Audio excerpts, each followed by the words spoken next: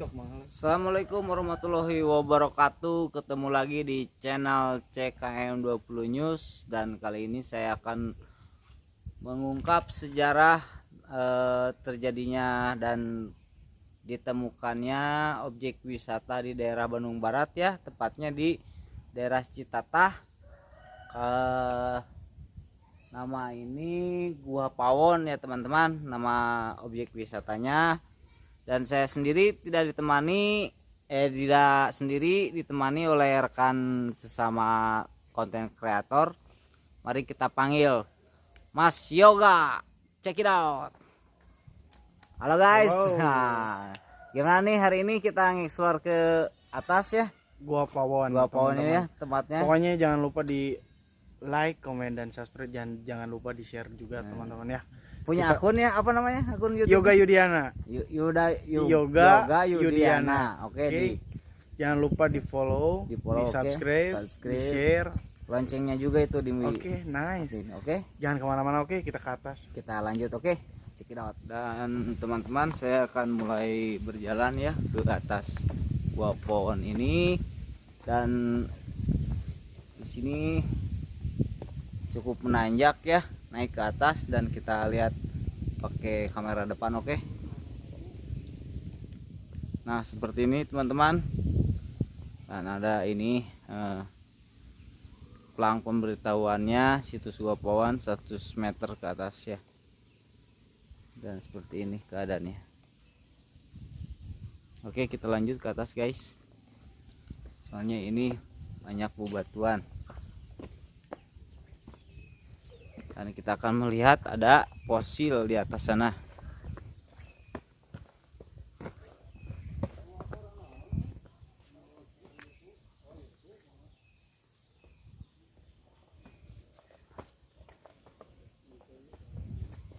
Dan cukup curam ini teman-teman.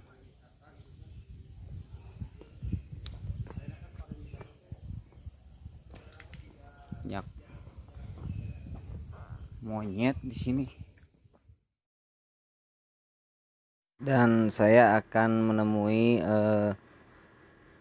juru kunci mungkin ya, atau penunjuk arah atau pemandu di daerah Gua Pawon ini, pemandu Gua Pawon, dan kita akan berbincang bersama beliau. Yuk kita temuin dia. Oh, nah, Bapak sana mina Pak? Pak Hendi. Bapak Hendi. Bumina sekitaran dia nyapa nya? Di RW seberai Pak? RW 15 desa Gunung Masigit. Desa Gunung Masigit namanya. Jadi situs Gua Pawon itu jadi yang disimpan di sini cuma replikanya aja ya Pak? Ya, replika. Yang aslinya dibawa ke Museum Geologi Bandung ya Pak ya? Dan ini bisa terhubung ke Stone Garden, satu gunung sama Gunung Panganten itu Pak. Beda gunung. Oh beda gunung di belakang Gua Pawon. Iya. Jadi keseharian Bapak di sini cuma pemandu aja gitu ya Pak. Iya. Biasa upami murang kali sekolah hoyong terang sejarah. Gimana? Iya. Tentang temuan lah. Ya memang harus Pak, harus tahu sejarah. Dulunya kan bekas laut. Bekas Bandung Purba ya Pak ya? Bandung Purba mah masa ribuan, tapi gitu. masa jutaan masuk di masa lautan. Lautan ya. Makanya ini banyak di sana di Stone Garden itu terumbu karang ya Pak ya? Karang. Berarti kan tandanya itu bekas laut. Termasuk adanya fosil koral. Iya, fosil koral itu. Iya, jadi istilahnya dengan adanya gempa tektonik, akhirnya surut baru nampak terlihat adanya kas Raja Mandala. Iya. Jadi dibilang ini sekumpulan gamping-gamping yang ada di dasar laut, makanya terbentuklah kas atau gunung-gunung kapur. Terbentuk ya. Dulu mah banyak ini ya Pak, monyet. Kemana monyet banyak? Paling ke Stone Garden. Antara Gua Pawon Stone Garden lah. Karena kan kalau mereka kan selalu dulu mah semacam kayak daun-daun muda, tapi sekarang malah ada yang dibilang rasa gurih sama rasa manis tuh udah mereka ketahui lah. Jadi istilahnya di Gua Pawon nggak ada pengunjung, paling naik Stone Garden gitu. Kalau pengetahuan Bapak ini Pak, penemu awalnya Gua Pawon siapa ya Pak ya? Sebenarnya kalau dilihat dari segi keadaan mungkin warga masyarakat. Oh, dari Tapi masyarakat untuk setempat gitu. mengungkap tentang istilahnya kejadian mungkin para peneliti juga. Oh, dari Termasuk geologi di ya. sini ada geologi, termasuk juga paling tidak arkeologi lah. Makanya kita kan tahu masalah lautan itu mungkin dari pada para peneliti. Peneliti. Gitu. Kalau nggak salah di sana juga ada ya Pak? Apa? Sawah. Bukan sebelah sana apa itu teh? Situs apa? Ada situs deh. Nggak salah mah ke area sana teh. Paling benteng peninggalan Belanda. Nah, itu ada benteng. Benteng ada? Ada Benteng. berapa kilo Pak dari sini ke sana? Paling kalau dari sini sekitar 3 kiloan. 3 kiloan. 3 kiloan lah benteng di Cirawa.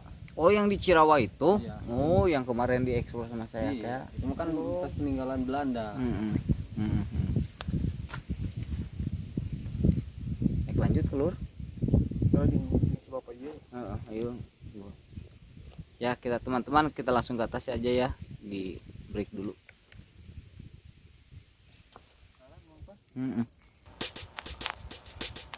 Dan kita lihat ke atas ya, teman-teman. Batu gamping. Yuk, ke atas yuk. Yuk. Yuk, Bang.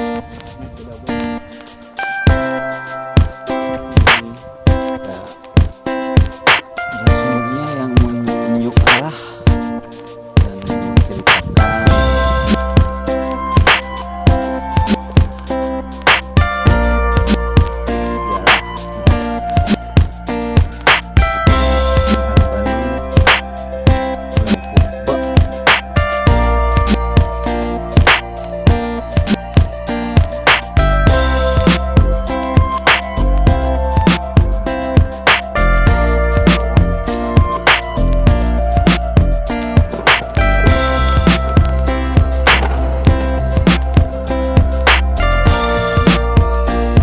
kita masuk ke terowongan ini ya, gua.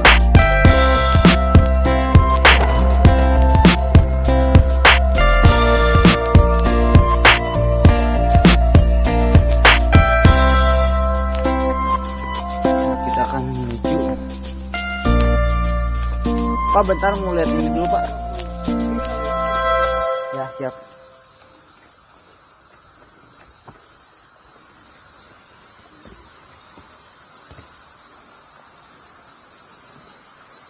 Di sini ada banyak kelelawar di atas ya teman-teman. Bisa kalian lihat. Ada lubang dari atas. Oh, ini mah celumbung asap. Oh, ini celumbung asap Pak. Jadi celumbung asap ini dipakai di mana manusia prasejarah pernah bikin tungku pembakaran. Oh, di sini. Di setiap bikin api unggun atau Api unggun, masak gitu iya. ya di sini. Kalau untuk memasak sepertinya sih karena di sini kan ada geoforensik. Ya. Jadi geoforensik berkata bahwa manusia pawon ini sudah mengenal api tapi belum mengenal tentang masakan. Berarti prosesnya mungkin mereka hanya bikin tungku pembakaran saja. Oh, udah tunggu pembakarannya di sini ya Pak ya. Karena dilihat dari gigi atas dengan yang bawah itu merata. Gigi apanya Pak? Gigi manusia pawon ini. Oh, gitu. Jadi sudah jelas mereka itu masih mengunyah makanan yang masih mentahan. Mentahan. Di geoforensik. Ya. Dan dibilang gua pawon itu mungkin ini ya. Ya, jadi kenapa dinamakan pawon? Pawon itu tempat memasak. Iya ya, pawon. Jadi di sini kalau dipadukan sama karya para peneliti banyak tulang-tulang sampah yang sudah ditinggalkan. Jadi berserakan dari sisa makanan yang mereka tinggalkan. Jadi di sini itu multifungsi secara keseluruhan, ini salah satu tempat hunian gitu kan. Iya. Nah, terus di sini paling untuk pelengkapan ada tempat makannya, ada tempat kuburannya. Oh, ada juga. Ada. Sebelah mana Pak? Di atas nanti. Oh, di atas ada. Oh, oke. Kita lanjut ya guys. Dan ini ternyata tempat perapiannya. Soalnya ada teropong asapnya ke atas. Oke. Bisa masuk logika juga gitu. emang manusia dulu emang pintar gitu ya berarti. Oke Pak.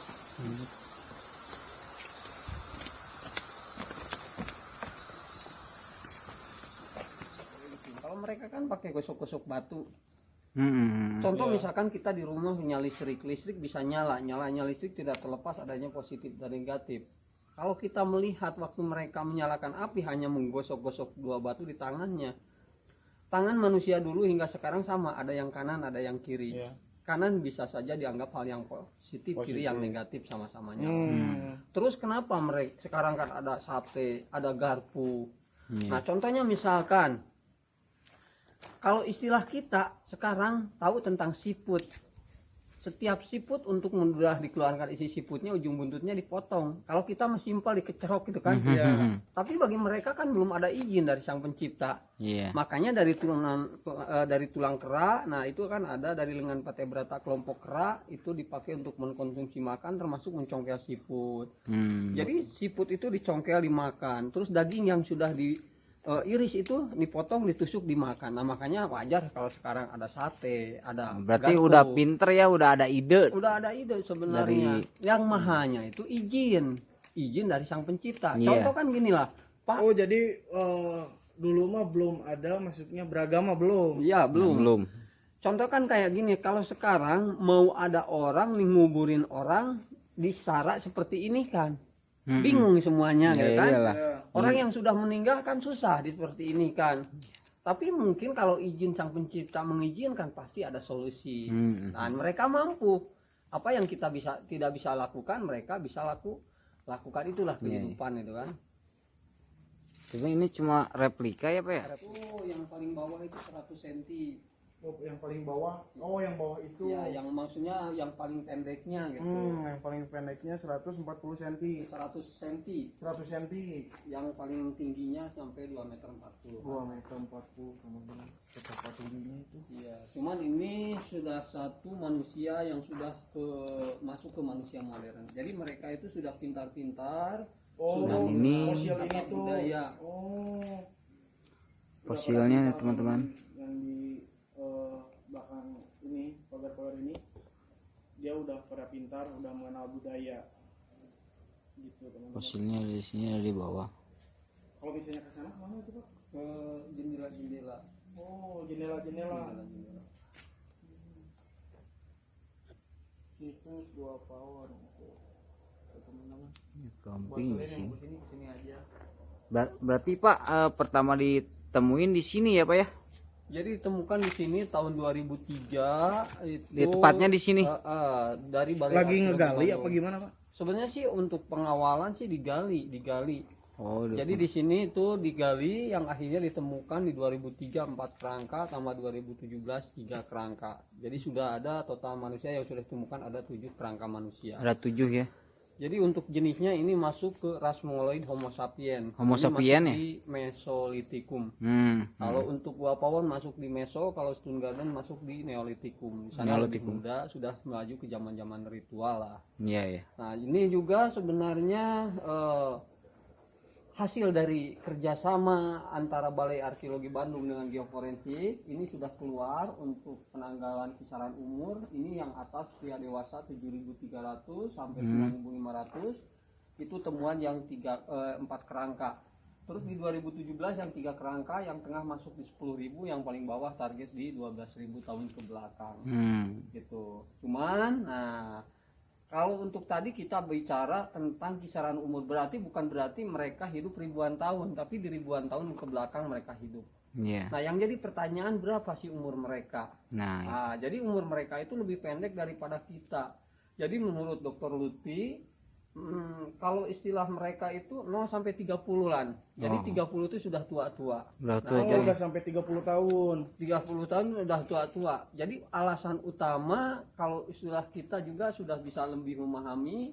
Contoh misalkan seorang ibu mau melahirkan. Kalau untuk sekarang misalnya di perkampungan itu bisa dilakukan dengan istilahnya paraji gitu kan. Kalau istilah tidak kan sekarang ada medis atau dokter. Sedangkan kalau dulu kan tidak ada sama sekali. Ya. Berantesan mereka mempunyai umur yang sangat pendek. Jadi kalau ada wabah penyakit yang menyerang mereka tanpa ada solusi, akhirnya meninggal dunia. Akhirnya itulah yang makanya peneliti mengatakan ini mempunyai umur yang sangat pendek, 0 sampai 30-an lah. Tapi ada mitos apa cerita-cerita kan biasanya manusia purba itu lebih lama hidupnya katanya. Sebenarnya Gua Power ini salah satu hunian yang paling lama karena setiap mereka memilih tempat, jadi mereka juga menganggap ada sesuatu hal yang dianggap hal yang sangat penting. Contohnya mungkin udah jelas sama seperti kita, yang mereka cari adalah air sebagai faktor kehidupan utama. Terus kedua, di sekelilingnya jurang. Nah, jurang itu sebenarnya sesuatu hal yang dianggap sangatlah penting. Jadi untuk menghindari faktor bahaya dari serangan hewan buas. Jadi waktu mereka hidup di alam terbuka, paling tidak tantangannya paling hewan buas. Nah, makanya keuntungan mereka pindah tempat di sini aman dan nyaman lah. Karena ketinggian ya. Jadi multifungsi gua sebagai hunian sekaligus untuk pengamanan dari serangan hewan buas itu kan. Iya. Nah, itulah. Ya, tebing Pak. Bisa. Oh, suka ada ya Pak ke sini? Tiap minggu ayo. Oh, tiap minggu di sini ada ya? Iya. Dari mana Pak? Dari Bandung. Oke, kita lanjut teman-teman. Oh, suka dipakai panjat tebing ya Pak ya?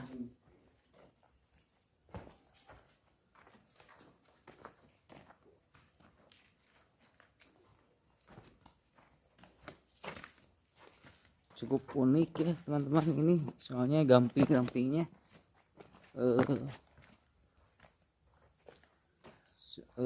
apa jadinya benar-benar dibilang Gua Pawon tuh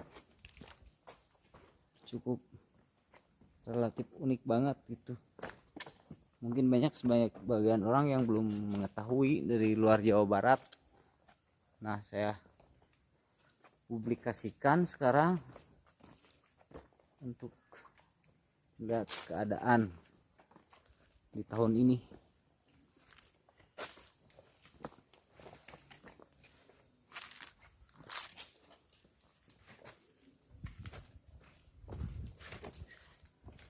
Dan ini bekas apa Pak ini? Jendela. Oh, ini jendela. Rumahnya menghadap barat utara. Oh, jadi ini teh jendelanya ya Pak ya? Iya, bagian rumah, bagian depannya. Oh, jadi kalau dibilang rumah mah bagian depannya ya. Iya. Ini kan kena terjal ke bawah ya kan. Iya. Jadi mungkin dulu jadi mereka itu bisa saja sewaktu-waktu untuk mengintai mangsa. Nah, jadi keuntungan, jadi mereka itu melihat di sekelilingnya ada jurang, apalagi di bawah kan ada mata air. Ada di bawah Pak? Ada. Karena kan ini salah satu tandon air juga. Jadi mungkin sering ya mereka di sini buat mengintai gitu ya. Mengintai. Jadi memanfaatkan situasi sangat kondisi. Apalagi musim kemarau sangat menguntungkan karena hewan-hewan pada minum gitu kan. Iya. Oh, di sini dulunya adalah jendela Pak? Ini jendela. Cuma diceritakan ini kan guanya pernah ambruk, pernah rusak, makanya di sini entah pindah atau punah. Inilah yang menjadikan dasar bahwa peneliti itu terus mengkoreksi, ingin tahu sejauh mana si Gua Pawon ini gitu. Oh, ini dulunya pernah ambruk ya Pak ya? Ambruk. Waktu mereka ya istilahnya hidup atau menghuni lah. Dan terima kasih sudah mengikuti perjalanan saya di CKM 20 News. Jangan lupa di like, share, komen, dan subscribe ya teman-teman.